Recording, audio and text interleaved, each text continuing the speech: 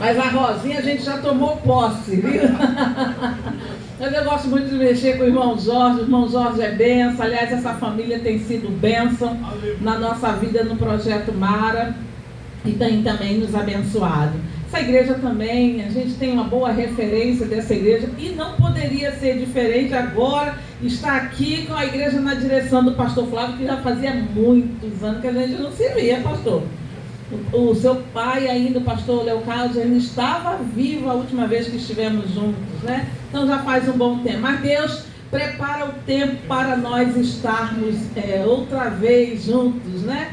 E nessa noite eu quero agradecer a Deus essa oportunidade. Meu esposo não pôde vir, está de serviço. E eu estava até falando com a Miriam. O dia de domingo, às vezes, o chefe dele não escala ele. Mas hoje cismou de escalar e só vai aparecer em casa amanhã. Então aprove Deus eu estar aqui sozinha. Mas a presença do Senhor está no nosso meio. Amém, irmãos? Amém. E esse culto é um culto de missões. Um culto de missões não é um culto, um simples culto, irmãos. É um culto especial, porque é a mola mais sensível do coração de Deus. Eu quero até acreditar que eu acho que naquela época, se tivesse a igreja constituída como nós estamos aqui, todo dia seria culto de missões.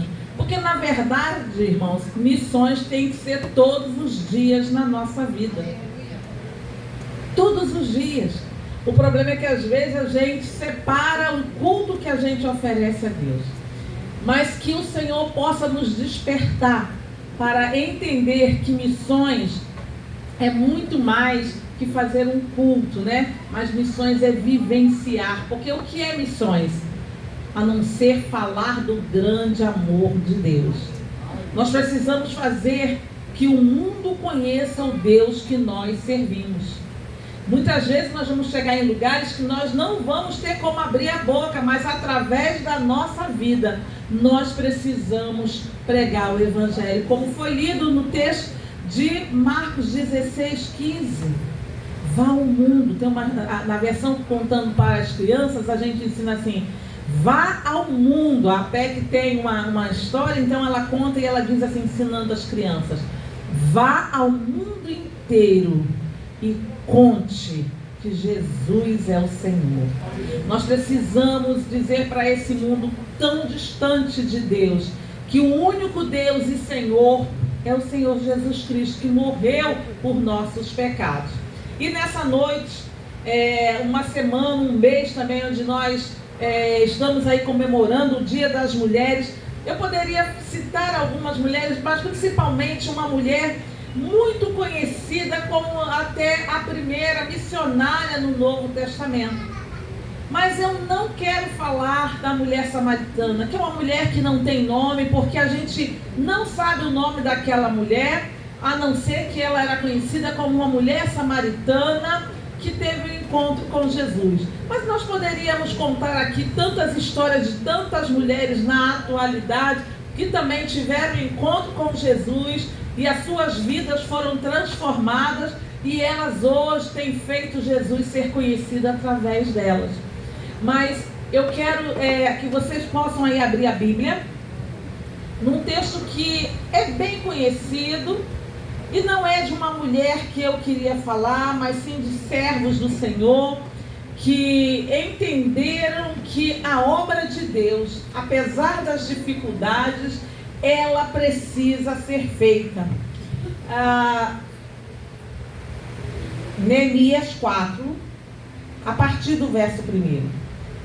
Nós estamos vivendo um tempo, eu estava até conversando com a Miriam, que como está difícil. Nós vivemos um tempo difícil. A igreja está passando por... Eu creio que a igreja, irmãos, nós estamos passando pelos últimos tempos aqui na terra. Porque nunca vivemos um tempo tão complicado da igreja na terra. Eu costumo dizer para o meu pessoal que eu sou meio ratazana de igreja, né?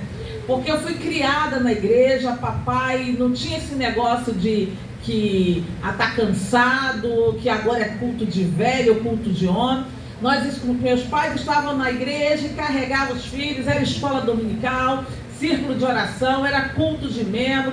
nós estávamos sempre na igreja, e hoje nós vivemos uma grande apatia do povo, e às vezes, irmão, a gente quer comentar muito do povo lá de fora, mas nós precisamos pensar também quanto nós, crentes em Jesus Cristo, que provamos do grande amor, temos alguns de nós experiências marcantes em nossas vidas, mas alguns de nós têm vivido um momento apático do Evangelho. Nós vivemos um tempo em que igreja tem para dar e vender. Qualquer lugar que você chegue no Brasil, principalmente numa cidade como Rio de Janeiro, é igreja em frente de igreja, é igreja do lado de igreja, é igreja em cima de igreja, se duvidar, igreja dentro de igreja. Então nós não temos problemas em ir à igreja, porque nós temos uma grande liberdade, e igreja tem para nós escolhermos qual igreja que nós queremos ir. Mas apesar de tudo isso, a igreja tem passado por um grande momento de apatia. Mas a Bíblia, queridos, ela não mudou, e ela continua a mesma, e ela diz que nós precisamos ir e pregar o Evangelho. E não diz que a gente tem que pregar o Evangelho só a alguns, não, mas a todos. Mas talvez você ouviu aqui a Vânia falando os pedidos de oração, o missionário que apanhou. Quantos de nós aguentaríamos o que esse missionário aguentou, talvez vai ter que aguentar, por conta do Evangelho? Apanhar, irmãos, ser perseguido, talvez desanimaríamos, desistiríamos e voltaríamos, recuaríamos. Mas os verdadeiros servos do Senhor, aqueles que realmente reconhecem o sacrifício de Jesus, não recuam, não voltam, continuam, persistem, porque o grande amor de Deus nos alcançou. E nós precisamos, em tempo e fora de tempo, como disse Paulo a Timóteo, pregar o Evangelho. Eu queria estar lendo com vocês o texto. Talvez você vai dizer assim: mas o que a história de Neemias tem a ver com missões? Tem tudo a ver, irmãos. Porque de Gênesis a Apocalipse, a Bíblia toda é missionária. Não escapa um texto da palavra de Deus que não seja missionária. Mas o texto diz assim, no capítulo 4, verso 1: todavia sucedeu que quando Sambalate ouviu que nós edificávamos a muralha, ele ficou enfurecido e teve grande indignação, e zombou dos judeus, e ele falou diante dos seus irmãos e do exército de Samaria, e disse: o que fazem estes fracos judeus? Fortificar-se-ão? Sacrificarão? Acabarão eles em um dia? Reavivarão as pedras dos montes de entulho que estão queimadas? Ora, Tobias o amonita estava junto a ele e disse: mesmo que eles edifiquem, se uma raposa subir, ela porá abaixo a sua muralha de pedra. Ouve, ó nosso Deus, porque somos desprezados, e torna o opróbrio sobre as suas próprias cabeças, e entrega-os por presa na terra do cativeiro, e não cubras a sua iniquidade, e que o seu pecado não seja pagado diante de ti, porquanto eles têm te provocado a ira diante dos edificadores. Assim, nós edificamos a muralha, e toda a muralha se completou até a metade, porque o povo tinha a mente para o trabalho. Porém, sucedeu que quando Sambalate, Tobias e os árabes, e os amonitas e os asdoditas ouviram que as muralhas de Jerusalém estavam erigidas e que as fendas começavam a ser fechadas, Eles então ficaram muito enfurecidos e todos juntos conspiravam para vir a lutar contra Jerusalém e impedi-los. Todavia, nós fizemos a nossa oração ao nosso Deus e posicionamos uma guarda contra eles, e dia e noite por sua causa. E Judá disse: já desfaleceram as forças dos acarretadores, e há muito entulho, de modo que não somos capazes de edificar a muralha. E os nossos adversários disseram: eles não saberão, nem verão, até que entremos no seu meio e os matemos e façamos cessar a obra. E sucedeu que, vindo os judeus que habitavam entre eles, nos disseram 10 vezes: de todos os lugares tornarão contra nós. Por isso eu pus nos lugares mais baixos, atrás da muralha, e nos lugares mais altos pus o povo segundo as suas famílias, com as suas espadas, com as suas lanças e com os seus arcos. E eu olhava e me levantava e dizia aos nobres e aos governantes e ao restante do povo: não os temais, lembrai-vos do Senhor, que é grande e terrível, e luta pelos vossos irmãos, vossos filhos e vossas filhas, vossas esposas e vossas casas. Irmãos, o mundo passou por um evento que eu acho que foi de todos os eventos que o mundo tem passado, eu acho que foi um dos que mais marcou, principalmente a nossa era, o nosso tempo. O Covid, quando o mundo se viu envolto com uma pandemia, talvez alguns até pensaram que era o fim e que Jesus voltaria naquele momento. Mas, irmãos, eu nunca vi um episódio tão triste acontecer no mundo e nós olharmos para a igreja, diante de tanto apavoramento do mundo, ver a igreja tão recuada. Em tempos atrás, quando nós olhamos para a Bíblia, em momentos difíceis, quando os inimigos se levantavam a atacar o povo de Deus se unia a clamar, Deus ouvia e sempre alguma coisa acontecia. Às vezes eu pergunto, eu fico em casa pensando, e às vezes com alguns eu converso e eu questiono. Eu nunca vi um país com tanta liberdade, com tanta igreja, com tanta liberdade de expressão, mas parece que estamos coagidos. Um estado como o Rio de Janeiro, com tantas igrejas, nós vivemos num momento de terror. Muitos não querem mais sair para a igreja porque tem medo. Tem medo da violência, tem medo disso, tem medo daquilo.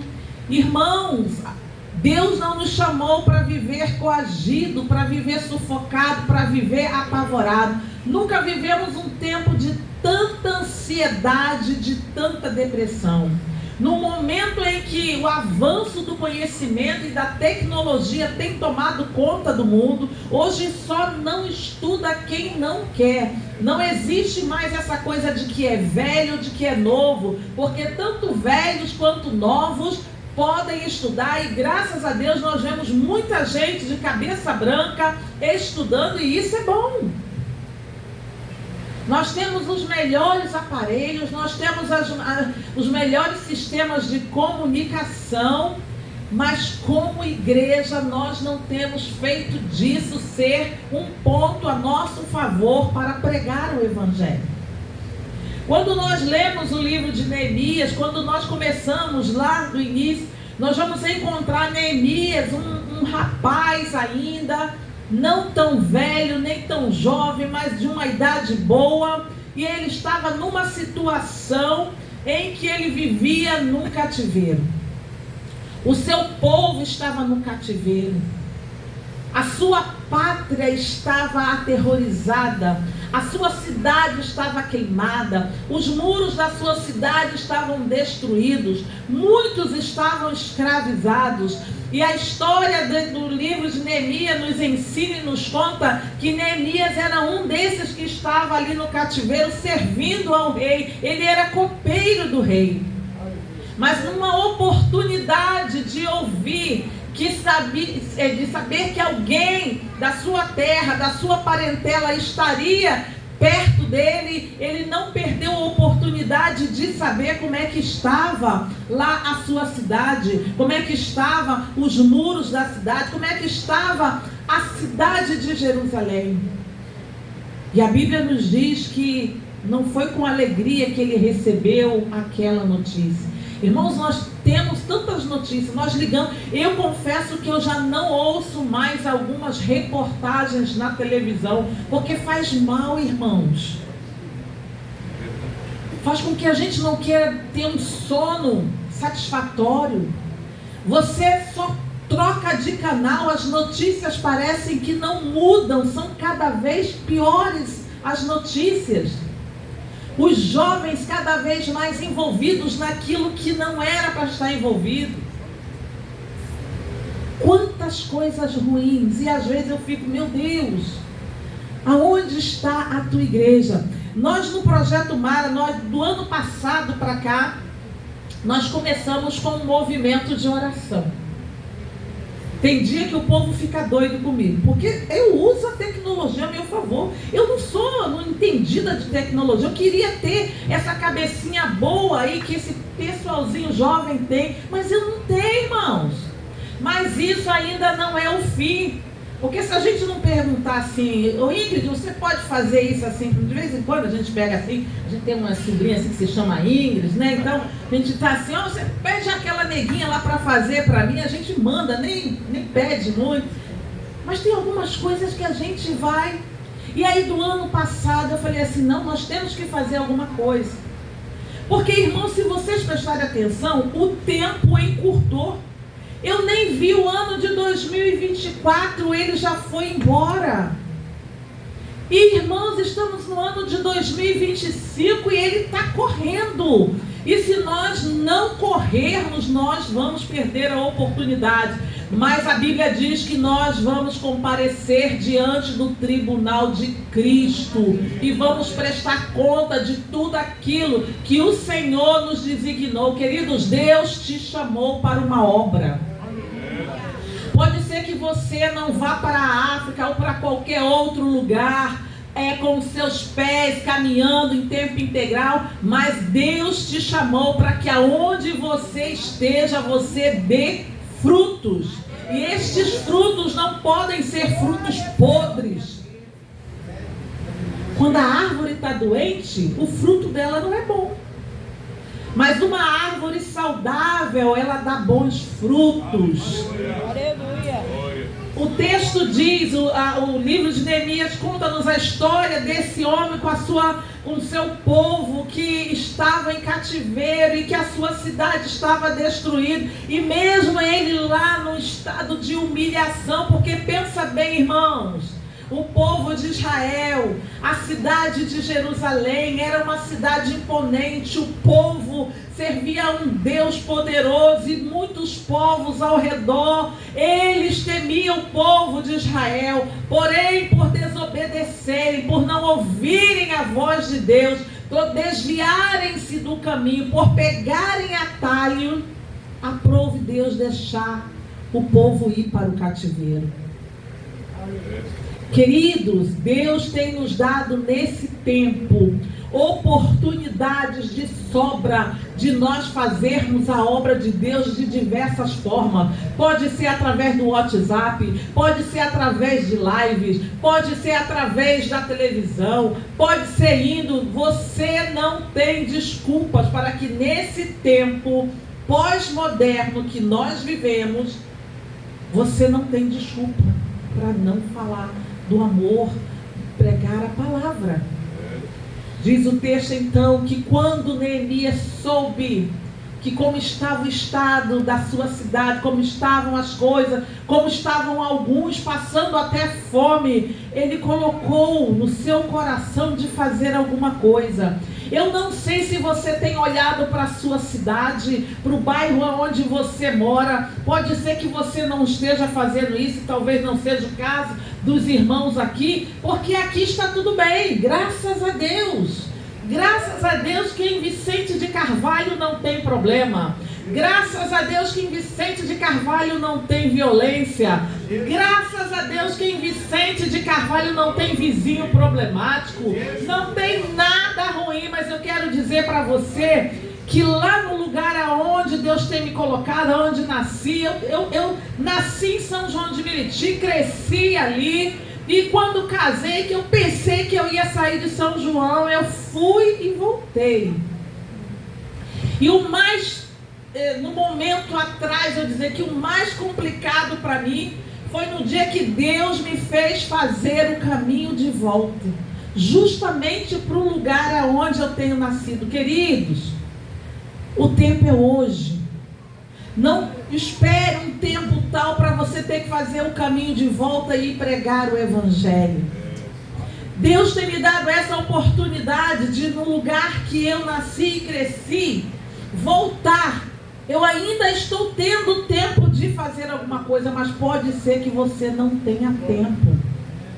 Então é hoje que a sua rua precisa ser diferente. É hoje que o seu bairro precisa ser diferente. Irmãos, o Rio de Janeiro é um dos estados mais evangelizados do Brasil. É um dos estados que mais tem igreja. Porém, está sendo o pior estado do Brasil. E o que a gente faz com tantos crentes? Com tantas igrejas? Parece que nós não nos comovemos mais, nós não choramos mais. O texto diz que Neemias, quando soube da situação do seu povo, ele se entristeceu, ele não pôde ficar bem. Ele então fez uma oração ao Senhor, e ele propôs algo no coração para que pudesse ajudar o seu povo. Eu não sei aonde você mora, se precisa de alguma coisa. Eu não sei se você consegue olhar para o Rio de Janeiro e dizer, não, isso é problema do governador, isso é problema do Estado. Porque, irmãos, nem o governador está dando conta. Os políticos do nosso Estado, do nosso país, eles não estão dando conta. Então, se a igreja não se levantar agora para fazer a diferença, o negócio vai ficar difícil.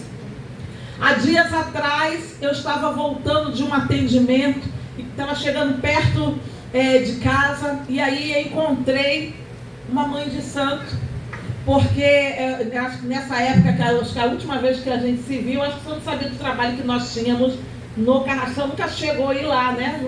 Foi lá uma vez, faz muito tempo que eu nem me lembro, acho que então foi no início. Com o Sérgio Ana Leila. Pois nós estamos lá no Morro do Carrapato. Olha o nome do morro, irmãos. Morro do Carrapato. Aí eu mexo com o Jorge.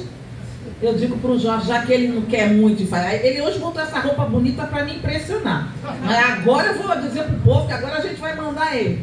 Aí eu sempre mexo com o Jorge e falo, olha, vou mandar uma pulga para fazer com que o Jorge saia do lugar.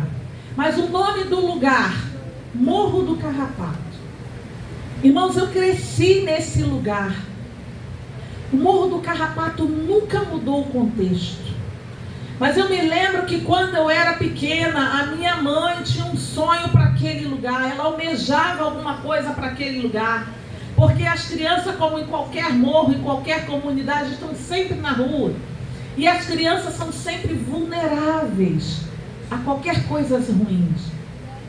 É por isso que nós precisamos ter um olhar diferenciado para as crianças. As crianças não podem ficar no pior lugar. As crianças precisam ter o melhor lugar, as pessoas mais dedicadas para o cuidado delas. Sabe por quê, irmãos? As crianças não são o futuro da igreja, não. As crianças são hoje. E hoje nós temos tido muitas estatísticas horríveis do que o diabo tem feito, tem se levantado para destruir as crianças. Eu estou fazendo parte de uma equipe que trabalha com a proteção da criança. Irmãos, as histórias são as piores. E muitas coisas às vezes acontecem no meio da igreja também. Então nós precisamos ter um olhar também para as nossas crianças, para os jovens. Nós precisamos ter o espírito de Neemias, de não se conformar com as coisas que estão acontecendo. E eu cresci então naquele lugar, mas depois de um tempo nós saímos daquele lugar porque aquele lugar se tornou insuportável. Irmãos, eu queria ir para qualquer lugar, para qualquer buraco, mas eu não queria saber do Morro do Carrapato. Até que então Deus permitiu, eu fui para o campo. Fiquei um tempo no campo, voltei para o campo. E logo depois que voltei, então, começamos com o projeto Mara, que alguns aqui conhecem, acredito que a maioria conhece, nosso projeto de viagem. Inclusive, agora dia 2 de abril, estamos indo para Guiné-Bissau. Mais uma viagem do projeto. E aí, depois de um tempo que nós já estávamos viajando, fazendo trabalho, Deus nos deu uma escola de missões. Eu fui criada na Assembleia de Deus. Meu pai foi discípulo do pastor Paulo Leivas Macalão. Então era da antiga, assim como o pastor Leocádio, né? Aquela turma da antiga. Mas aprove Deus, depois de um tempo, me enviar lá para a Igreja Batista. Não para evangelizá-los, mas para continuar a obra lá na Igreja Batista. E o meu esposo, eu costumo dizer que hoje eu estou na Batista, mas ele é o mais batista da casa, da família, né? Porque ele nunca passou pelo segmento assembleano. Como dizia pastor Veloso, uma vez assembleano para sempre.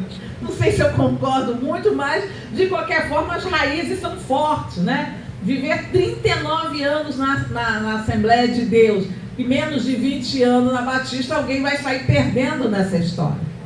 E aí o meu esposo, como o povo batista gosta muito de estudar, eles prezam muito pelo ensino da palavra. E como a minha igreja é uma igreja, como eles dizem, né, eles gostam de dizer, da Convenção Batista Brasileira, então é o segmento mais tradicional que nós temos da Igreja Batista. E o meu pastor sempre diz assim para mim, afinal de contas, minha filha, você é o quê? Você é batista? Aí eu só olho para ele e digo, pastor, eu não estou aqui na igreja? Aí ele gosta de me chamar de batisbleia, né? E aí depois de algum tempo, então, Deus nos deu a escola de missões, que já estamos lá há mais de 7 anos, já estamos vamos fazer 11 anos a escola de missões. E Deus tem nos abençoado através da escola. Mas num desses trabalhos, Deus nos começou a impulsionar que nós precisávamos fazer alguma coisa também na nossa cidade. Então Deus nos levou, porque a história é muito grande e eu não quero. Deus nos levou então para o Morro do Carrapato. E nós já estamos lá no Morro do Carrapato há 8 anos. Mas irmãos, eu nunca vi que lugar difícil. Irmãos, eu morei em África, eu trabalhei em África, eu estou sempre indo à África. Mas eu confesso para vocês que o Morro do Carrapato tem sido um grande desafio na minha vida. Nós estamos num lugar que são 3 centros de macumba de frente, um do lado, um atrás e menos de 50 metros. Então tem sido o lugar mais desafiador para mim. Muitas vezes eu chego a dizer que nem em África eu passei tamanho problema. E há dias então, eu estava voltando de um atendimento, e aí eu encontrei com uma das mães de santos. E aí paramos e começamos a conversar. Irmãos, o problema é que hoje a gente tem medo dos macumbeiros, a gente tem medo dos traficantes, a gente não quer nem chegar perto do mendigo para a gente não se contaminar. E por conta desse nosso afastamento, esses segmentos têm crescido e eles não têm podido perceber o poder de Deus na vida do povo de Deus, na sua igreja. E eu então encontrei com essa mulher e conversando com ela, batendo um papo, porque seus netos todos envolvidos, 2 já partiram. E aí ela contando de um que tinha passado por uma situação difícil. Então ela virou para mim e falou assim: dona, não deixe de orar, porque eu sei que vocês oram. E lá em cima as coisas ainda não estão pior, porque vocês oram. Irmãos, quem foi que disse para aquela mulher que a gente orava? Mas a Vânia e Rosinha, e eu acredito que o Jorge também sabe, tem semana eu boto esse povo doido. Olha, essa semana nós vamos orar pelo centro tal. Essa semana nós vamos orar pelo chefe tal. E amanhã vamos começar mais um desafio. A partir de amanhã, de 7 da noite até meio-dia, estaremos em jejum e orando. E eu fico perturbando eles lá no WhatsApp. Acorda, levanta, está na hora, vamos orar, só pode beber água. E a gente passou do ano passado a esse ano todinho orando. E aí eu usei a tecnologia a meu favor. Dias atrás fizemos vigília, já que o povo não pode ir para a igreja, porque agora todo mundo tem medo de ir para a vigília. Então vamos fazer a vigília online através do WhatsApp. E é meio estilo tradicional. Começa às 10, meia-noite e vamos até 6 da manhã. E fazemos tudo para ninguém ficar de fora. Ah, você tem problema com sono? Não tem problema não. Você vai entrar no horário de 1, outra entra no horário de 2. E assim nós fazemos. Sabe por quê, irmãos? A Bíblia diz que se nós não clamarmos, o que acontece? Irmãos, quando essa mulher há dias falou isso para mim, eu tenho meditado muito nisso. Dona, não deixe de orar, porque as coisas lá em cima ainda não pioraram, porque eu sei que vocês oram. Irmãos, no dia que a igreja se levantar como Neemias, queridos, todas as vezes que nós nos colocarmos a fazer a obra de Deus, vai haver oposições. Não pense que você vai sair para fazer evangelismo à tarde e vai ser assim numa boa, né, Jorge? Você vai levar metade da igreja, todo mundo vai chegar aqui na hora. Esse sol de 62 graus de sensação térmica, todo mundo sem suar nada, que a gente só em levantar o braço já está escorrendo, né? Ninguém vai reclamar. Pode saber que domingo os jovens estarão aqui, chegarão primeiro do que você, todos animados para subir as vielas aqui. No dia que nós fizermos isso, irmãos, o mundo vai ver. O mundo vai perceber que há diferença. Sabe por quê, irmãos? Hoje em dia está tudo assim tão igual, ninguém sabe quem é crente, quem é. Todo mundo. A Bíblia diz que nós somos o sal da terra. Você já comeu uma comida sem sal? É purgante. Pega um churrasco sem sal, estragou o churrasco. Queridos, o sal é um tempero. Você pode botar orégano, Rosinha que é cozinheira, pode botar todas as ervas, mas se faltar o sal, não tem sabor. Nós somos o sal da terra. Como igreja aqui no Juramento, no Carrapato, seja qual for o lugar, nós precisamos fazer a diferença. Sabe por quê, irmãos? Antigamente, os meninos, eu chamo eles de meninos, vocês sabem de quem eu estou falando, né? Os meninos, eles nos respeitavam mais. Hoje parece que a igreja perdeu a essência. Semana passada, nós todas as quintas-feiras fazemos um culto de oração, porque começamos lá. Lá é um lugar tão tenebroso, e eu sempre falo para o pessoal, você tem que subir orando, permanecer orando, descer orando e continuar orando. E aí toda quinta-feira nós começamos lá fazendo trabalho, mas os adultos, o pessoal do projeto, todo mundo mora longe. As igrejas que são próximas, já fui, já visitei, já chamei, já fiz, ninguém aparece. Então eu falei para o meu esposo, vai ser nós dois mesmo, porque essa essência aqui é assembleana mesmo, né? Batista vai correr logo, mas a essência assembleana e papai era assim. É nós mesmo, não tem ninguém, é nós mesmo, a família, então isso ainda está. Então nós começamos, e daqui a pouco, irmãos, começaram as crianças. Então toda quinta-feira nós estamos lá com as crianças. Tem dia que tem 20, tem dia que tem 30 crianças. E o WhatsApp toca e as mães começam: tia, vai ter igrejinha hoje. Nós somos conhecidos como a igrejinha. Então, tia, vai ter igrejinha hoje, vai ter igrejinha. E aí a gente chega lá, bota o som e faz. Daqui a pouco as crianças chegam. E se você ficar perdido, não tenha medo. Um dia desse, não sei se está aqui, mas um dia desse deixaram a Rosinha na mão. Não quiseram levar a Rosinha lá em cima, meu irmão. Com medo de subir o carrapato. Olha, eu faço fofoca logo, entrega. Eu falei: manda subir, não tem problema não. E uma das pessoas nossas estava perdida lá e foi perguntar aos meninos. E os meninos falaram: ah, é lá na igrejinha? Não, tia, pode subir, faz assim, faz assado. Mas deixaram a Rosinha na mão. Depois você me mostra quem for o digníssimo, eu vou mandar subir sozinho a pé. E os meninos vão ensinar a ir a pé. E aí, irmãos, nós toda quinta-feira estamos lá. A gente coloca o som, começa.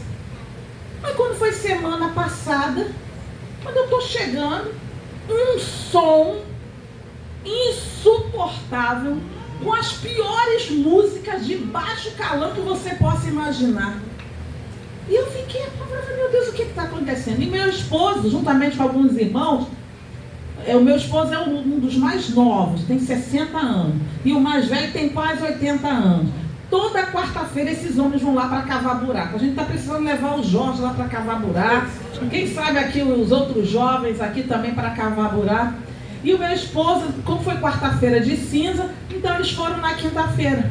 E quando eu cheguei com aquele barulho, meu esposo, eu falei assim: meu Deus, mas o que está acontecendo? Meu esposo falou assim: ah, eu esqueci de te avisar. O morro hoje está em polvorosa. Irmãos, eu fiquei muito revoltada. Eu falei: o quê? Eu vou fazer um trabalho com esse barulho? A princípio, irmãos, eu pensei: não vou nem conseguir botar o meu som, porque vai ser uma guerra de som. Irmãos, eu entrei muito revoltada, arrumei as coisas, botei o som. Aí eu falei: não, vou colocar assim o som. Não coloquei tão alto, mas coloquei. Eu falei: Senhor, eu não vou ficar disputando som com ninguém. Eu falei para o meu esposo: vamos orar. E começamos a orar. E eu fiz uma oração até um pouco mal criada. E eu falei: Senhor, olha só, o negócio é o seguinte.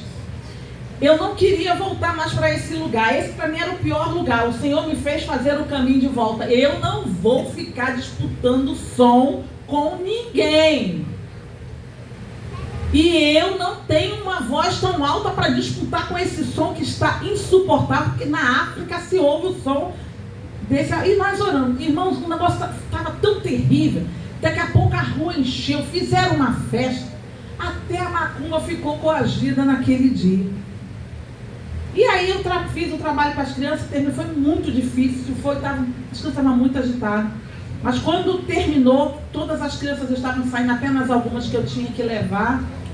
Daqui a pouco veio um cidadão. Então, quando a gente está em alguns lugares bem típicos, né? A gente tem que ficar atentos a tudo, né? O vento fala, os carros, todos os movimentos falam.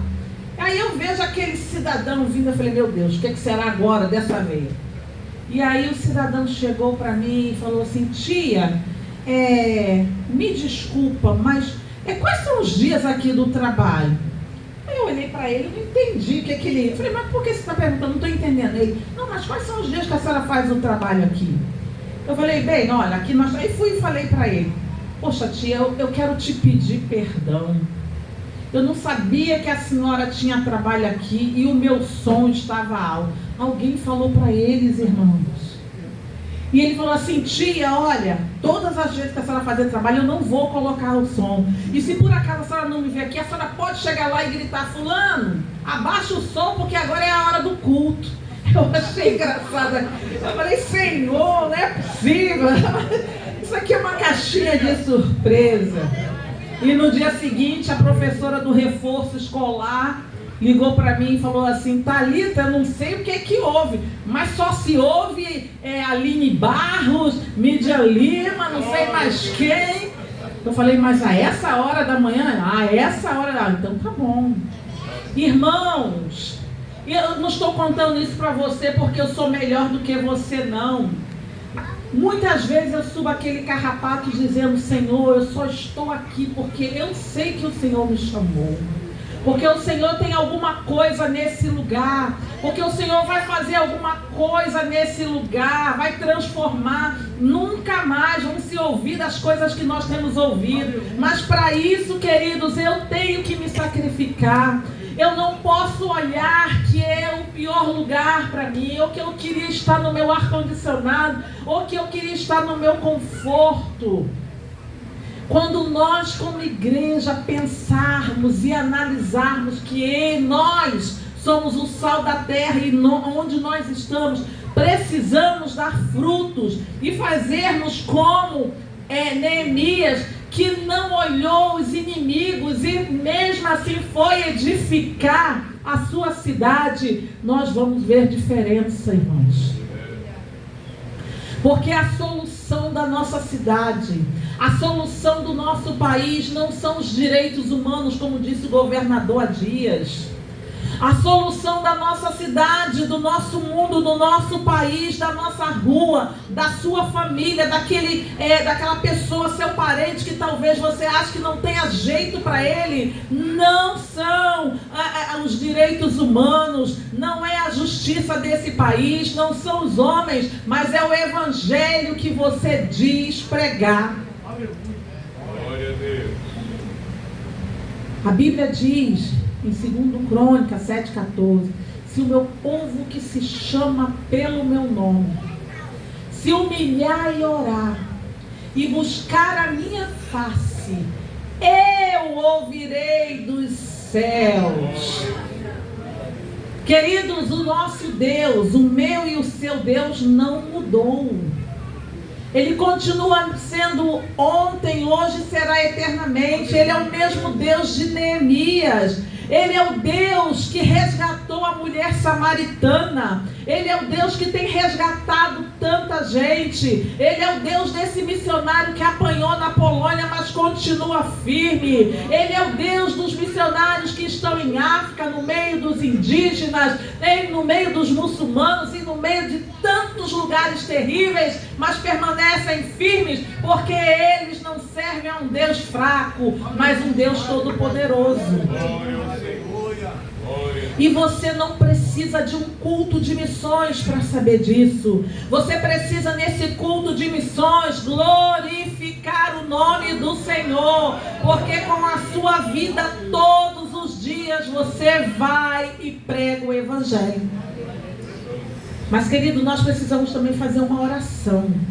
E a nossa oração precisa ser: Senhor, dá-me mais uma oportunidade.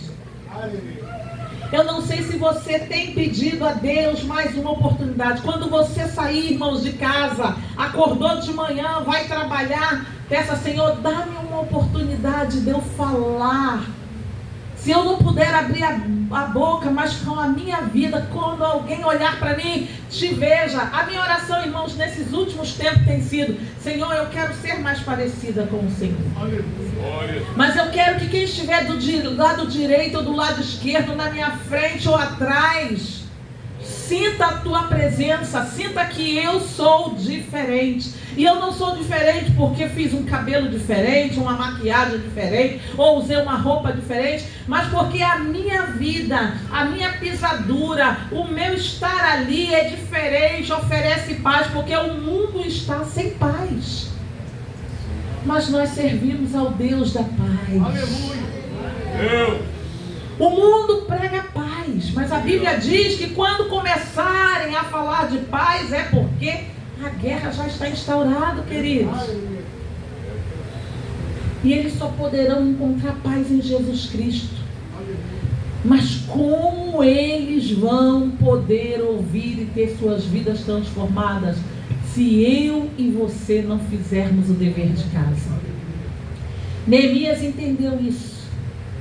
Que como alguém, um ser, naquela sociedade, naquele lugar, sabendo que o seu povo passava por coisas terríveis, sabendo que as muralhas estavam destruídas, que a cidade estava destruída, ele se colocou a fazer a diferença. E quando você lê a história de Neemias, que é uma história linda, e a gente gosta muito de usar, né, alguns textos que dizem assim: estou fazendo uma grande obra, ninguém vai me parar. Mas estamos fazendo mesmo, irmãos? Às vezes nós pensamos assim: mas o que vão pensar de mim? Não importa. Pensem o que quiser, contanto que eu esteja no centro da vontade de Deus e fazendo a vontade de Deus, as outras coisas vão se encaixando. Quando nós chegamos no Carrapato, irmãos, todo mundo fechava as portas para nós. Todo mundo se assustou. Hoje, irmãos, até os traficantes vão nos procurar. Teve um que é um ano e pouco, ele queria deixar. E aonde é que ele foi arranjar dinheiro para poder pagar a passagem? Lá no nosso projeto. Meu esposo não é pastor, mas lá chamam ele de pastor. E ele chegou lá: pastor, irmãos, esse homem hoje está fora. Está trabalhando. Mas se nós não estivéssemos ali, ou se nós talvez não estivéssemos ali, mas não estivéssemos fazendo o nosso trabalho direito, nós não seríamos referência para aquele homem. Se nós não estivéssemos fazendo o nosso trabalho direito, aquela mãe de santo não iria dizer o que disse. Continue orando, porque as coisas lá em cima não estão piores, porque eu sei que vocês oram. Quem está ao nosso redor precisa saber que esse lugar verdadeiramente é a casa de Deus. E nós que estamos aqui, nós não somos crentes quaisquer, irmãos. Nós somos embaixadores dos céus. Nós temos a solução, porque a solução é Jesus, e o seu Espírito que habita em nós pode fazer a diferença através de nós. Que nesse culto de missões, queridos, nós possamos entender que os tempos estão correndo, irmãos. O que você faz hoje, você não vai fazer mais amanhã. Então o que você tem que fazer, faça rápido. Se você ainda não pregou para alguém essa semana, corra. Porque talvez não dê tempo nem de você mais ir para o leito. Porque talvez há algum tempo aí, alguns de nós vamos para o leito, porque aí lá no leito a gente se vê preso, a gente vai falar de Jesus. Mas alguns talvez não tenham tempo nem de ir para o leito. Então o tempo é hoje de nós fazermos a diferença. Nós não estamos mais em tempo, irmãos, de ficar olhando porque o irmão está com cara feia, porque a igreja lá é assim, porque o pastor é assado. Às vezes eu costumo dizer, às vezes eu falo lá para o pessoal: meu pastor será que é muito chato, irmãos? É o pastor Flávio. Mas, irmãos, esses homens ainda prezam pela palavra, porque eles vão prestar conta diante de Deus do rebanho do Senhor. Mas nós também não vamos ficar para trás, porque também diante do Senhor nós vamos prestar conta do que nós fizemos aqui. Tivemos todo o tempo do mundo, e diante do Senhor vamos nos apresentar com as mãos vazias. Que nessa noite o Espírito Santo possa te incomodar como talvez nunca antes tenha te incomodado. E que talvez você que tenha passado tanto tempo com a sua mente cauterizada, hoje haja uma cirurgia plástica na sua mente e no seu coração. E você esqueça de tudo. Irmãos, nós estamos vivendo um tempo que não dá para a gente se preocupar se gostam da gente, se não gostam. Portanto, eu preciso fazer a obra do Senhor. Oposições nós vamos encontrar, mas a Bíblia diz que é andando, gemendo, chorando, é que nós vamos chegar no céu. Deus não nos prometeu uma árvore grande, uma palmeira, água de coco. Tem até uma música do mundo aí, né? Pedir água de coco, né? Como é que é, ele? Fala até da cervejinha, eu não sei mais o que. Não, Deus não nos prometeu isso. É chorando, gemendo, arrastando, irmãos, é que nós vamos chegar nos céus. Mas nós vamos nos apresentar diante de Deus. Nossas vestes serão lavadas no sangue do Cordeiro, e nós poderemos entrar naquele grande banquete que o Senhor tem para nós. Cada um de nós tem um galardão para receber. E vai ser muito decepcionante chegar na hora de receber o meu galardão, não ter nada, porque eu não fiz nada. Mas que nessa noite o Senhor possa continuar falando no seu coração. E se em algum tempo você andou desanimado, queridos irmãos de Vicente de Carvalho, esqueça, a Bíblia diz, Paulo falando, esquecendo-me das coisas que para trás ficam, eu faço o que, irmãos?